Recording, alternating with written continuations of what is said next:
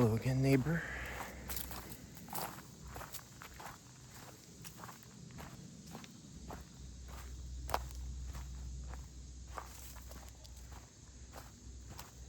This is your reminder today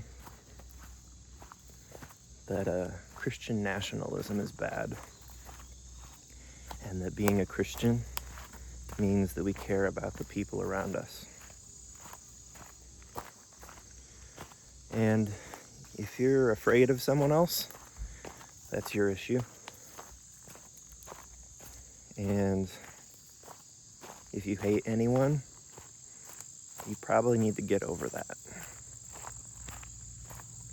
You probably need to find a way to love. Probably need to change yourself or go about things differently.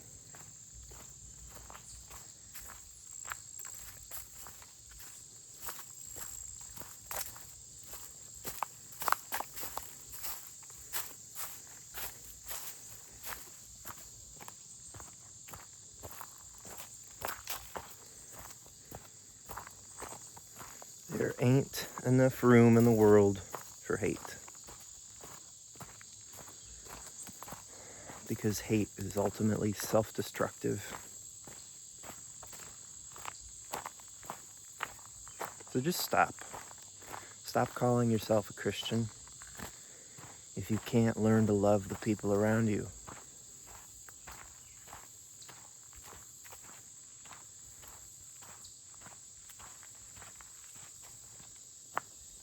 Today I'm out here at Potato Creek, and I love seeing this little pond.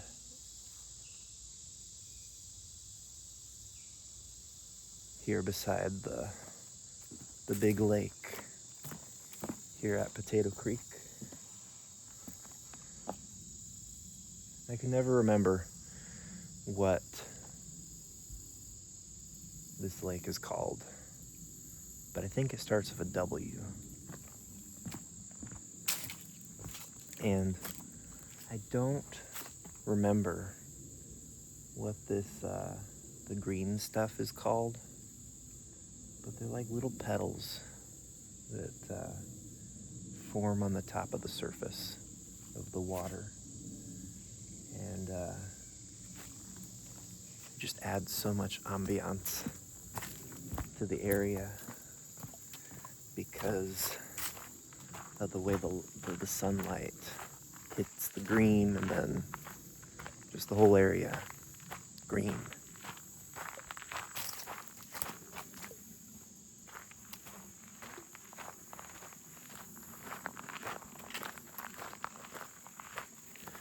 I'm also thinking about shame today. And I'm thinking about how shame is a prison. And in some ways, just the way that the world is filled with many prisons. There are just many different things that are asking to be your prison.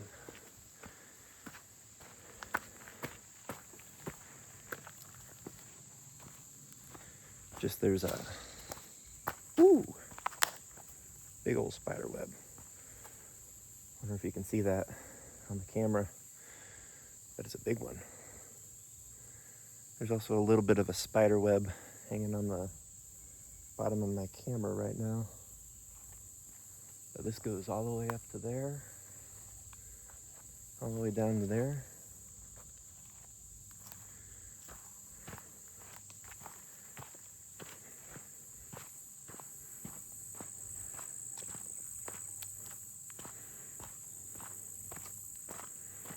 Shame is a prison.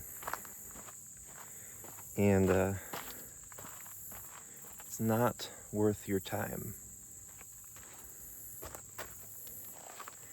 And the people who are going to put you in those prisons of shame and judgment and condemnation are also not worth your time. So you're better off just leaving leaving those folks. I'm thinking about how I worked at a grocery store a couple of years ago. And it was actually not that long ago, but it feels like it's been a long time. And I'm thinking about just the way that the management worked there, and just the way I just felt that management had so much love for its people. And the fact that a lot of the employees there, they were coming in from all over the country to work at this grocery store, all over the world, really, to work at this grocery store. And just the eclectic bunch of people that I came across at this place. Because some of them were just dopes, they were kind of foolish. And they spent a lot of time talking about people, and talking behind other people's backs, and just hating on other people. And the older folks there, the longer time employees there, and then just the management, they just seemed to put up with it, or just they had this love or this attitude that I felt, or just in some ways just this understanding of, yeah, I've seen these folks before, and they're gonna work here until they don't work here, and it's all right that they work here. And that was a good job, looking back on that job. I mentioned it in a video from 2 days ago. The housekeeping job that I had in the Cascades, and I'm thinking about the management there, and the judgment that they put upon me. They said I wasn't doing a good job. I told them I've been doing this job, this line of work, for the past 16 years. I've been doing housekeeping work off and on for so many years, and like, I do it at home, and like, it's not a hard job. And I don't know why they were trying to incriminate me in some ways, or just put judgment on me. I think it was probably to get their loyalty, because from what I heard of other people who'd worked there, it was sort of a hazing. And it's a sick game, because this job also had housing, and it was really nice to have housing. But you start to understand just that power play at work, in the sense that we're going to report you to the union. We're going to give you this warning because you're doing a bad job, when I wasn't actually doing a bad job. They just wanted me to be under their authority in some way, or they wanted me to fear them. Like, oh, your job is at stake. Your job is on the line, and I have the power over you. And I basically just told them, like, grow up. Grow up. I'm not playing your game. And I told their supervisors, and I told the union what they had done. And that's about all I can do. I don't know what the outcome of that is going to be. And that's all right.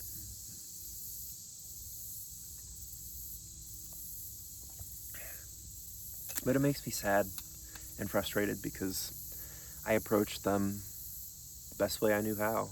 I approached them with as much love as I have.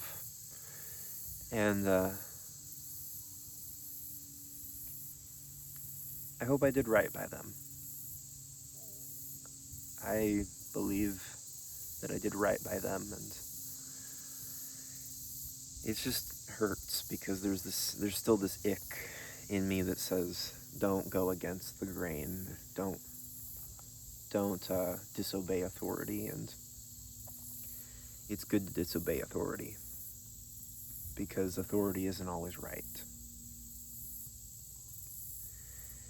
And it leaves me with ick because of just all of the authority wounds that I have, all of the different things that I trusted them with, or just trusting myself to them for 6 months, only to be like betrayed by like these people that I would consider friends, and these people that I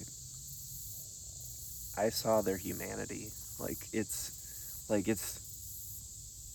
I felt a lot for these higher ups.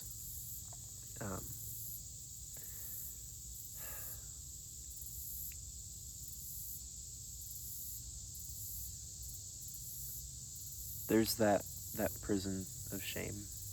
There's the judgment of shame. There's the condemnation of shame. And it's not worth our time. And the best thing that we can do is to move on.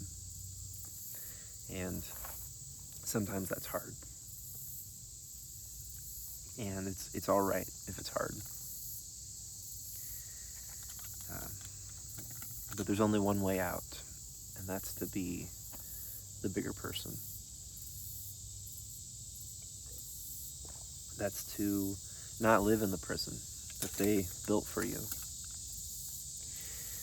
It's to move along home, to find a better place, better pastures to graze in.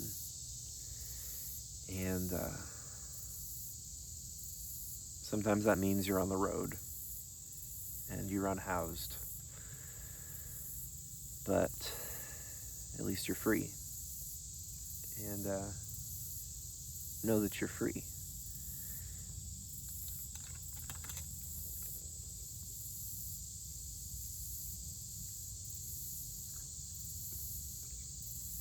I'm also thinking about the summer job that I had over the past 2 or so months. And I've mentioned this before, but it's one of my favorite places. It's one of my favorite places on earth. And part of me realizes, like, I think I'm probably just romanticizing this. Like, I went to this place as a kid, as a camper, and now I get to serve here as a cook. And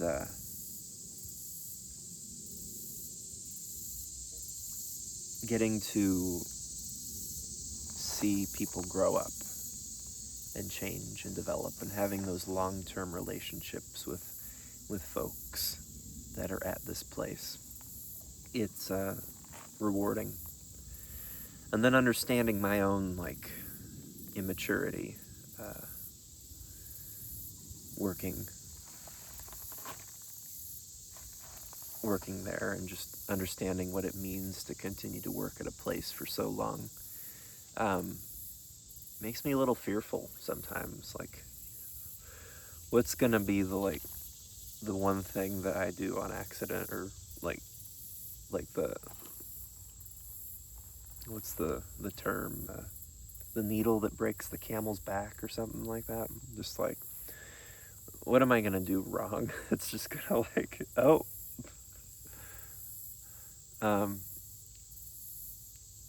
But I think a lot of that just comes from the household that I grew up in, and the shame, the judgment, the condemnation that my parents so viciously heaped upon me, and probably unknowingly sometimes just heaped upon me. Their own shame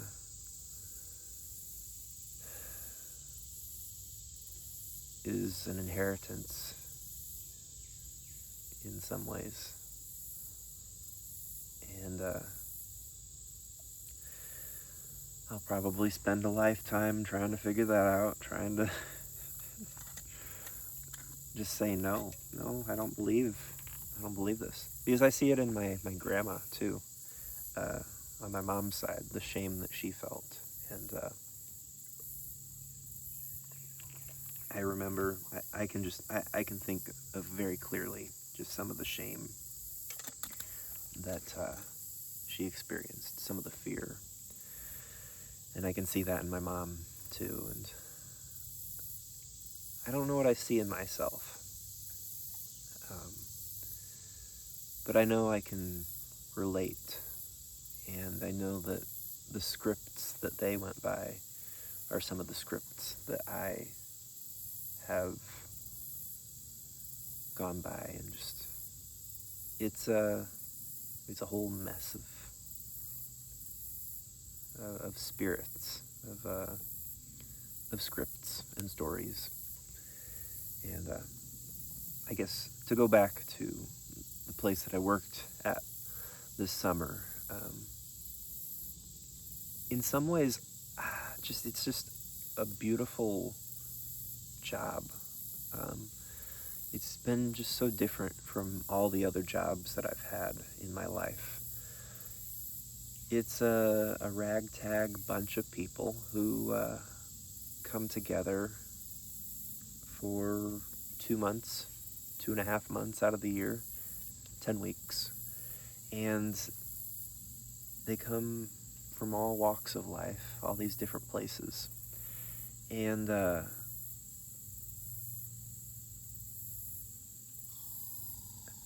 it disbands at the end. There's a closing ceremony to it. We all get together and talk about what the summer meant to us all, and we move on. And I remember this just being a very sad moment for me in the past. And this is the first year that it's been like a happy feeling, like, okay, I'm free. Because it's a hard job. It used to be 5.5 days a week, 24 hours a day. And they recently moved it down to just 5 days a week. But it's just a constant making breakfast, lunch, and dinner for 200 people for 10 weeks. And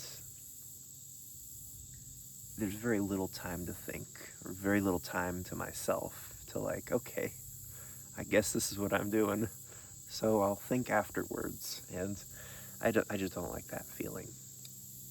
And it's good to be away from that. And I'm glad that I'm away from that.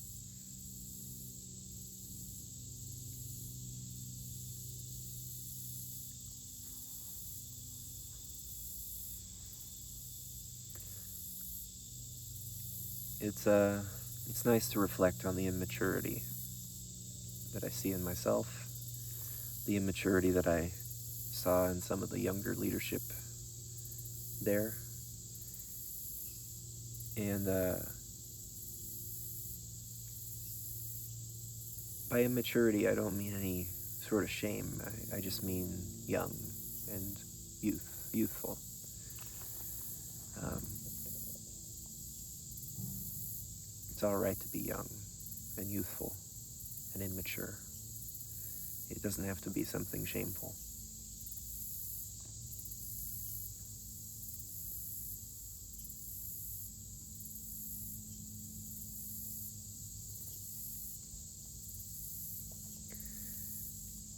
It's a it's a place where you get to see the body of Christ at work, just all the different parts, with the cabin leaders and the kitchen staff, the maintenance team, and the office, and the leadership, and the lifeguards, and all of the people come together as this body.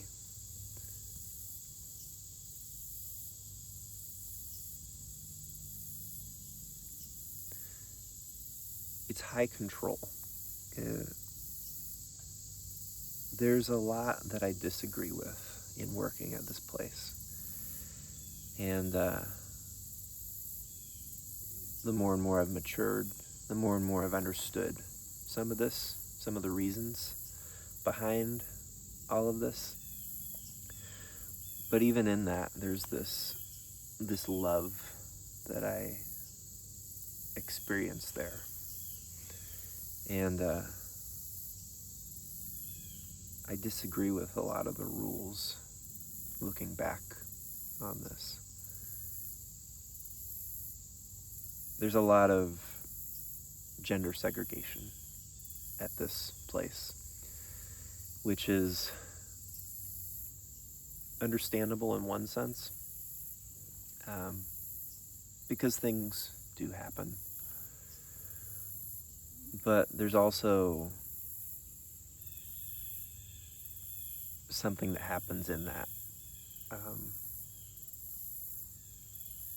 that the kids who work there, the kids who go there, they're going to grow up with that idea of gender segregation.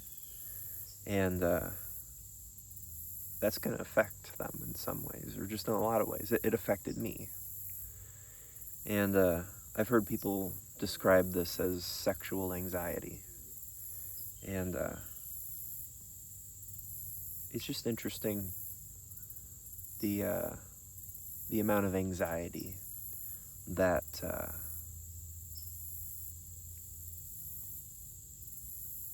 some folks have around the opposite sex and around just our sexual nature.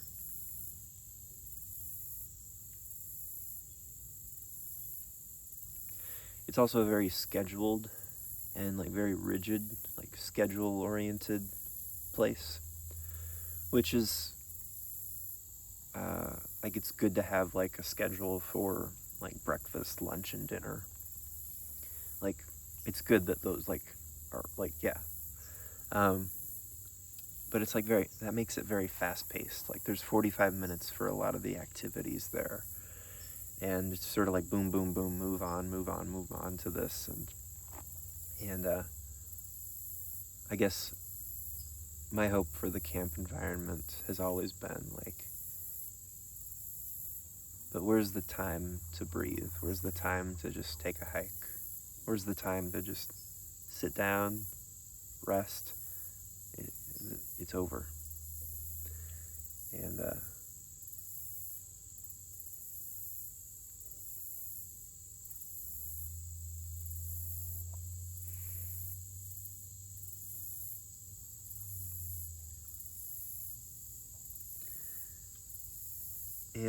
having grown up in a environment like the household that I grew up in,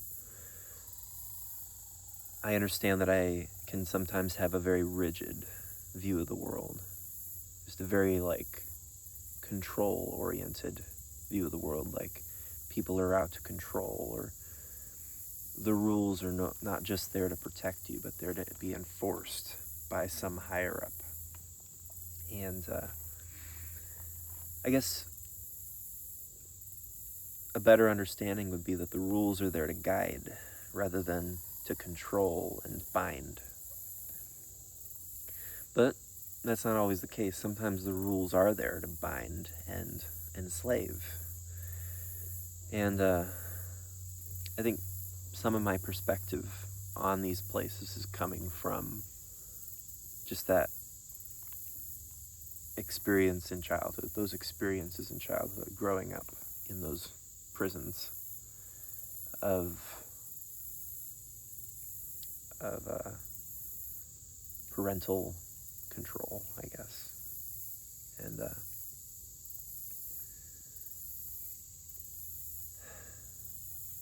shame is a prison, and it's not worth living in. And so don't be afraid to move on, and don't be afraid to grow up. Don't be afraid to be the bigger person, because that means that you're alive and well. And it means that the people who are trying to control you are only belittling themselves, because it shows that they don't know how to live with you. They don't understand people. It shows that they're being the lesser person.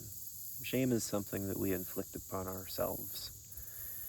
And it's hard having grown up in those environments, in those shame-filled environments. Like even a church service can be a shame-filled environment. It's hard, having grown up in that, to see the horizon, because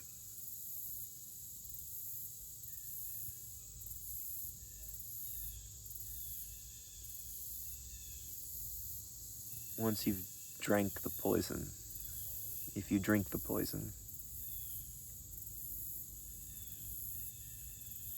it's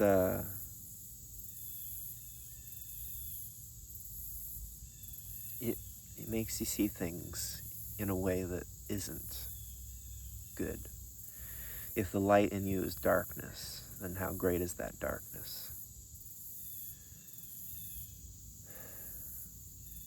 If we, what's the Gospel of Thomas say? If we bring out what is within us, we'll be set free. But if we hold on to what is in us, then it will capture us. It will bind us. That's my paraphrase. I know it's completely different than that, but I think I got the point across. What does it look like to live in a world where we're all free? And what does it look like to live in a world where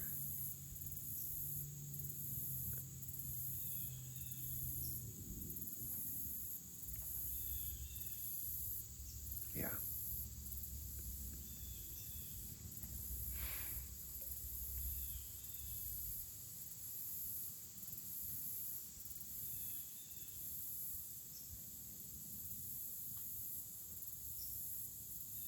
Thanks for tuning in.